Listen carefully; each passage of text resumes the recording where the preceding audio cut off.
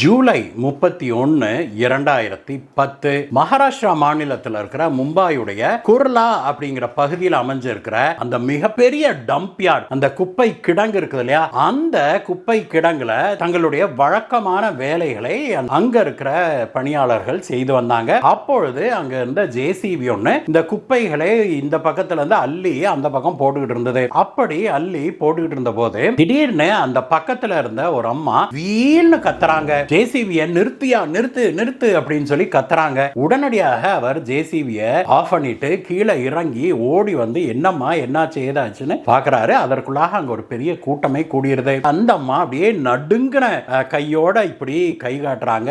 அவங்க கை காமிச்ச இடத்துல பார்த்தா அந்த ஜேசிபி அள்ளும் இல்லையா குப்பைய, அந்த குப்பை பாதி அள்ளுன வாக்குல இருக்குது. அதுல ஒரு ப்ளூ கலர் கார்பேஜ் பேக்குள்ள இருந்து ஒரு துண்டான ஒரு கை மட்டும் இப்படி நீண்டு தொங்கிட்டு இருந்திருக்குது. அதை பார்த்த உடனே ஜேசிபி டிரைவர் அந்த அம்மா அங்க பக்கத்துல கூடி இருந்த மேலும் சில பெண்கள்னு வீல்னு கத்துறாங்க. பல பெண்கள் அங்க இருந்து அலறிட்டு ஓட்டம் பிடிக்கவும் ஆரம்பிக்கிறாங்க. உடனடியாக போலீசாருக்கு இந்த தகவல் பறக்குது. குர்லா போலீசார் அங்க பறந்து வராங்க. அங்க வந்த போதே அந்த இடத்தை சுற்றி ஒரு பெரிய கூட்டமே கூடி இருக்குது. எல்லாத்தையும் தள்ளிக்கோங்கன்னு தள்ளிக்க சொல்லிட்டு போலீசார் வந்து பாக்குறாங்க. இன்னும் அந்த ஜேசிபி கை இப்படி அள்ளுன வாக்கிலே இருக்குது. அங்க ஒரு மனித கை, வெட்டுப்பட்ட மனித கை ஒன்று இப்படி தொங்கிட்டு இருக்குது. உடனடியாக போலீசார் அந்த ப்ளூ கலர் கார்பேஜ் பேக்கை எடுத்து வெளியில கீழே வச்சு அந்த பேக்கை அழுங்காம கட் பண்ணி திறக்கிறாங்க. ஒரு கை வெளியில வந்து விழுது. அதை இன்னும் கொஞ்சம் கிழிச்ச பிறகு உள்ளுக்குள்ள இன்னொரு வெட்டுப்பட்ட கையுடைய ஒரு பகுதி இருக்கிறது தெரிய வருது. உடனடியாக போலீசார் அங்க இருந்தவங்க எல்லாத்தையும் தூரமாக தள்ளி போக சொல்லிட்டு மேலும் பல போலீஸ்காரங்களை அங்க அழைக்கிறாங்க.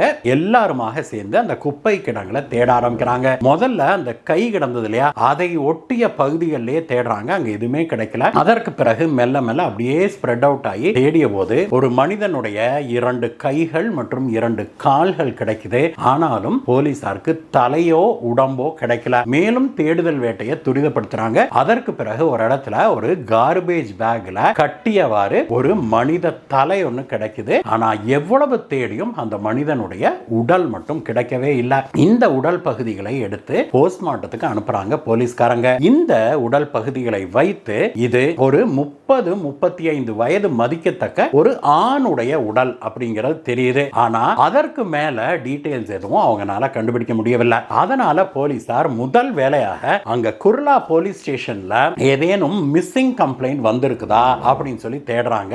அப்படி எதுவும் வரவில்லை. உடனடியாக அக்கம் பக்கத்தில் இருக்கிற போலீஸ் ஸ்டேஷன்கள், அக்கம் பக்கத்து மாவட்டங்களுக்கெல்லாம் தகவல் கொடுக்கறாங்க.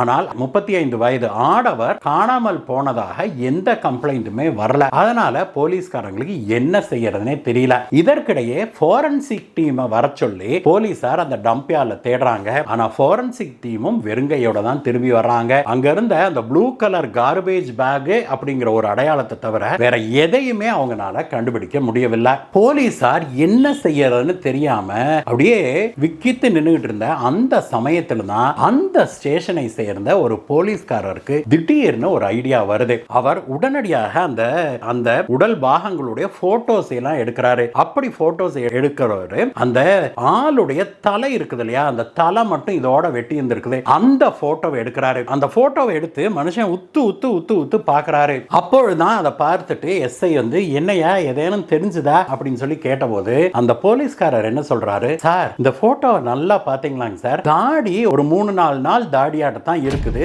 தாடி இத்தினோடு முளைச்சிருக்குது. ஆனா மீசை வந்து ஃபுல்லா வச்சிருக்காங்க அப்படின்னு சொல்லி சொன்னபோது, யோ இதுல என்னையா அதிசயம் வேண்டி கிடக்குது, மீசை வச்சிருக்கான், தாடி ஷேவ் பண்ணிருக்கான், இது ஒரு பிரச்சனையா உனக்கு, இது ஒரு கண்டுபிடிப்பாயா அப்படின்னு சொல்லி அந்த எஸ்ஐ கேட்டபோதுதான், சார் நல்லா கவனிச்சு பாத்தீங்களா, தாடி எல்லாம் பாருங்க சார் வெள்ளையா இருக்குது, ஆனா மீசை மட்டும் பாருங்க கருகருன்னு இருக்குது, அதுக்கு என்னையா அப்படிங்கிறாரு எஸ்ஐ.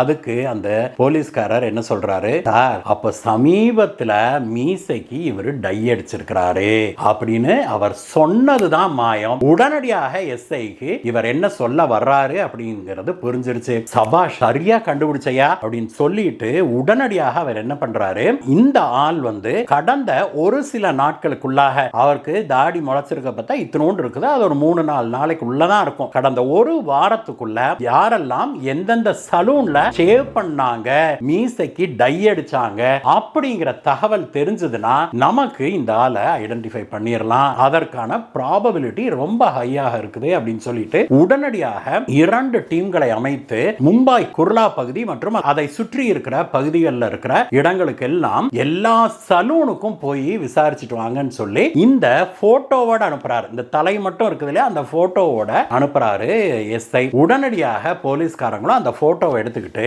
அந்த பகுதி பக்கத்து பகுதியில ஒவ்வொரு சலூனாக போய் இந்த ஆளு உங்ககிட்ட வந்து ஷேவிங் பண்ணிட்டு மீசைக்கு டை அடிச்சாரா அப்படின்னு சொல்லி கேக்குறாங்க. அவங்க குர்லா பகுதியில எல்லாம் கேக்குறாங்க. ஆனா யாருமே அப்படி ஒருத்தரை தெரியும்னு சொல்லவே இல்லை. இப்படி அவர்களுடைய விசாரணை 3 நாட்கள் நீடிக்குது. ஒரு நாள் ஆச்சு, 2 நாள் ஆச்சு, 3வது நாள் ஆன உடனே என்னையா இதுவும் கிடையாதா, வீட்டிலேயே ஒருவேளை இந்த ஆள் டை பண்ணிட்டு வந்துட்டாரா அப்படின்லாம் போலீஸ்காரங்க யோசிக்க ஆரம்பிச்சாங்க.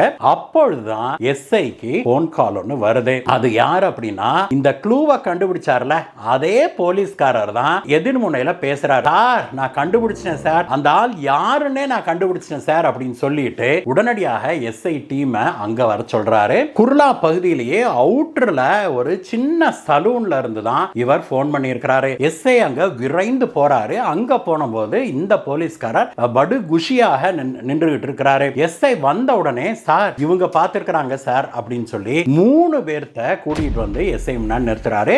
அது வந்து அந்த கடையில வேலை செய்த இருவர் மற்றும் கடைக்கு பக்கத்துல இருந்த டீ கடையில வேலை செய்கிற ஒரு இளைஞர். 3 பேருமே என்ன சொல்றாங்க, சார் இவர் நல்லா தெரியும் சார், எங்களுக்கு ரெகுலர் கஸ்டமர் தான், கம்ருதீன் இவருடைய பெயரு, இவர் வந்து ஒரு 3-4 நாளைக்கு முன்னாடி இங்க வந்து ஷேவ் பண்ணிட்டு மீசைக்கு டை அடிச்சிட்டு போனாருங்க சார் அப்படின்னு சொல்லி சொல்றாங்க. அதோட இல்லாம கம்ருதீனுடைய வீடு எங்க இருக்குது அப்படின்னு கூட தங்களுக்கு தெரியும் சொல்லி அந்த பக்கத்து கடைக்காரர் இருந்தார் இல்லையா, டீ கடைக்காரர், அந்த இளைஞன் போலீஸ்காரங்களை அங்க அழைச்சிட்டே போறாரு. இந்த கம்ருதீன் வந்து தாராவி இருக்குது இல்லையா மும்பைல, அந்த தாராவி பகுதியில ஒரு ரூம் எடுத்து தங்கி இருந்திருக்கிறாரு. அந்த பகுதிக்கு அழைச்சிட்டு போறாரு டீ கடைக்காரரு. அந்த பகுதியில விசாரித்த போது அங்க இருக்கிறவங்க இந்த வீடு தான் அப்படின்னு சொல்லி காட்டுறாங்க. அந்த வீட்டுல மேல ஒரு 4-5 அறை பேச்சுலர்ஸுக்கு வாடகை கொடுத்திருக்காங்க. அந்த அறையில ஒவ்வொரு அறையாக தட்டி இந்த மாதிரி இவரை தெரியுமா அப்படின்னு கேட்டபோது முதல் அறையில இருந்தவங்க என்ன சொல்றாங்க, சார் கம்ருதீன் சார் அந்த கடைசி ரூம்ல கேளுங்க அப்படின்னு சொல்லி சொல்றாங்க.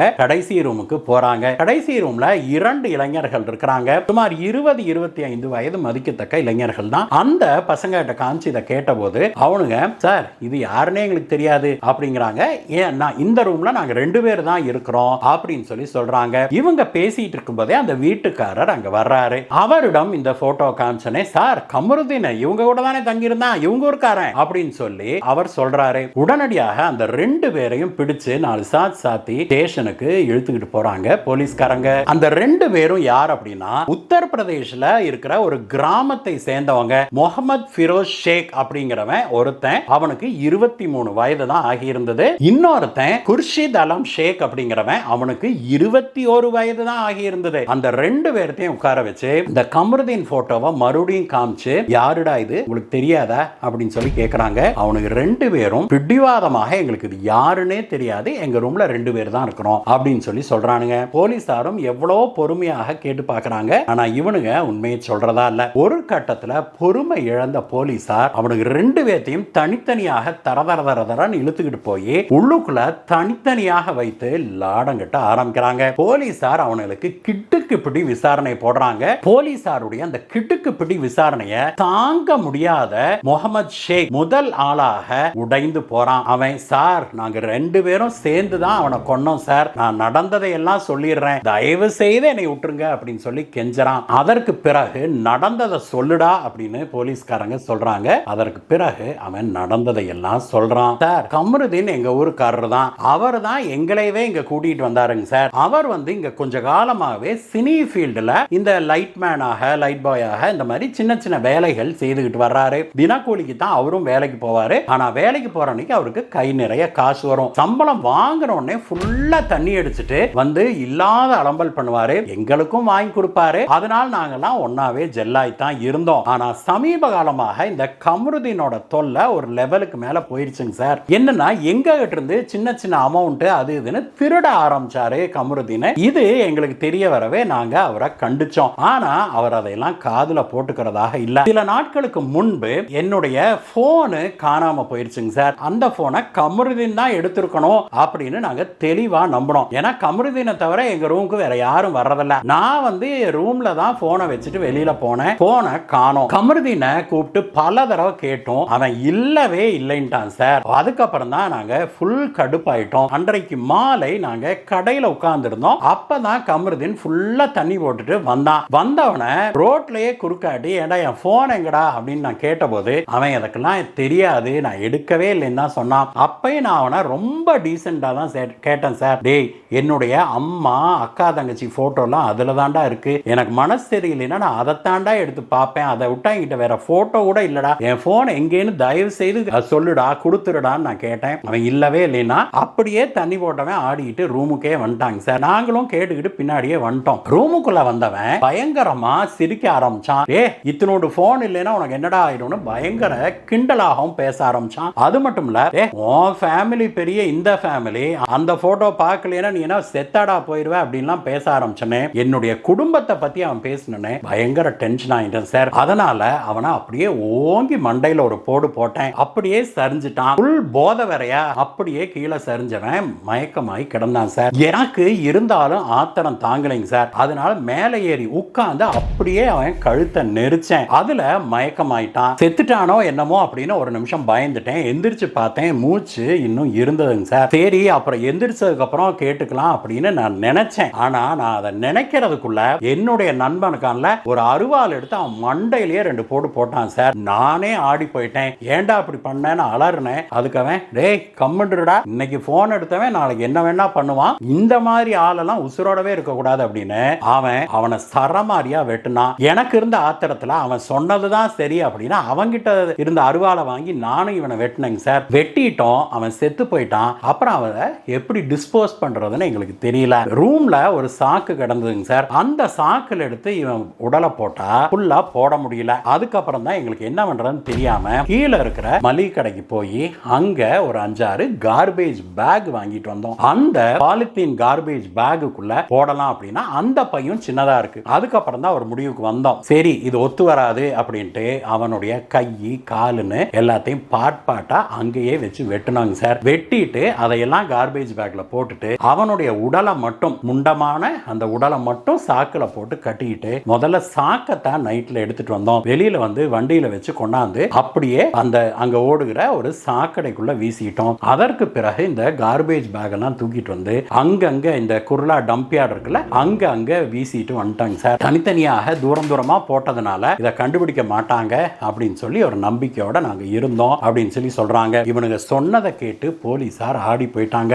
அதற்கு பிறகு இவனுங்களே அழைச்சிட்டு அந்த ரூமுக்கு போறாங்க போலீஸ்காரங்க. அங்க போனா இங்க தாங்க சார் நாங்க கொன்னோம் அப்படிங்கிறா. ஆனா ரூம்ல எந்த விதமான ஒரு ரத்த கரையோ எதுவுமே காணல. என்னடா சொல்றீங்கன்னு சொல்லிட்டு போலீசார் நல்லா உத்து பாக்குறாரு. நடுவுல புதுசா ஒரு கார்பெட் ஒண்ணு கிடக்குது. அதுக்கப்புறம் தான் அந்த கார்பெட் எடுக்கிறாரு. கார்பெட்டுக்கு அடியில பயங்கர நாத்தம், ரத்த கரைகள் இருக்குது. உடனடியாக இவனுங்களை பிடிச்சு அரெஸ்ட் பண்றாங்க. அங்க அந்த ரூம்குள்ளேயே ஒரு மூலையில அருவாலும் கிடக்குது. அந்த அருவாலையும் எடுத்து போலீசார் எவிடன்ஸ்ல போடுறாங்க. இந்த 2 பேரையும் பிடிச்சு உள்ள தள்ளி இருக்கிறாங்க நண்பர்களே. இவர்களுடைய வழக்கு இன்னும் நிலுவையில் இருக்குது. இந்த வீடியோவை பற்றிய உங்களுடைய கருத்துக்களை சொல்லுங்கள் நண்பர்களே. மீண்டும் உங்களை வேற வீடியோ சந்திக்கிறேன். Bye by.